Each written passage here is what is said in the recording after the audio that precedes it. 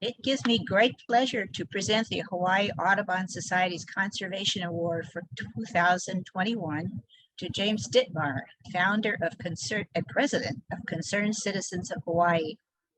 Jim has been keeping watch by water, by land, and now by air over the endangered Hawaiian blackneck stilt, or AO, in the Hawaii Kai wetlands for decades.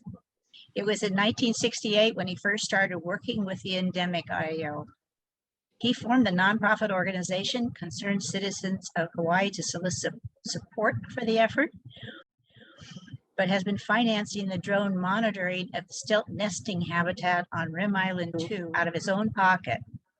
He is a member, donor, and avid supporter of the society, and he is always ready to help waterbirds and wetland habitat conservation efforts whenever he can.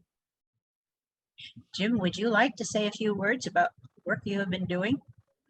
Yeah, I came to Hawaii in 1968 to work on the Reef Runway project. Out of that project, working with Ron Walker, who was a member of the Hawaii Audubon Society, we put together what became the U.S. Fish and Wildlife National Wildlife Preserves at Pearl Harbor as mitigation for the Reef Runway. And interesting enough, one of the Audubon members, Betty Nakamini Bliss, was instrumental in getting the FAA and the state of Hawaii to recognize the cost of mitigation as part of the project. Later, I worked with Ron Walker on redefining the Kanaha wildlife habitat on Maui. They've been defined earlier, but they left out some wetlands. When I was working on the Kaului master plan, we redrew the wetlands. Didn't bother to tell the FAA we did it, but we enlarged the wetlands and the pond.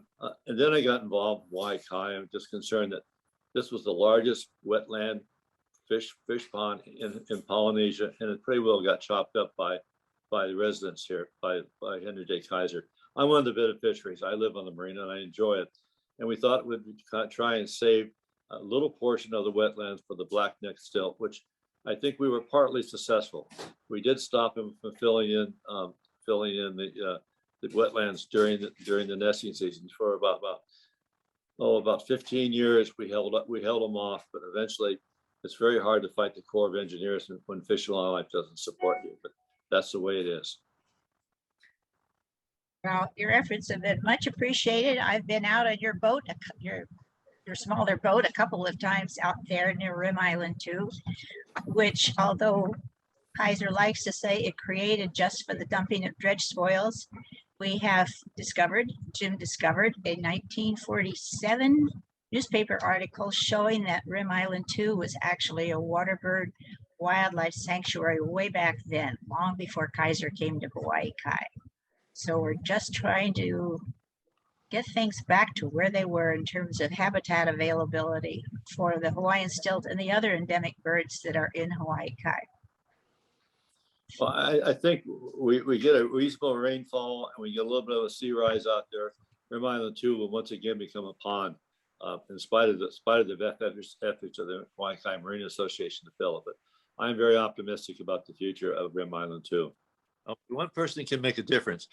In the 1970s, Betty Nakamini went in and saw the FAA. She was a member of the Hawaii Audubon Society, and she was quite concerned about the loss of the stilts habitats out in the reef front, out in the Kehi Lagoon. She made such a commotion that she got the FAA to fund for the first time. FAA recognized the loss of wildlife habitat as mitigation. Then she got the FAA and the state put together a $500,000 project to build the Pearl Harbor National Wildlife Refuges. This shows that one person can make a difference. Sometimes you lose, someone else will win because of your efforts. That's the important thing to remember. You're not going to win every time. You may lose, but the next person will win because of your efforts. That's great to hear. Thank you very much for your efforts.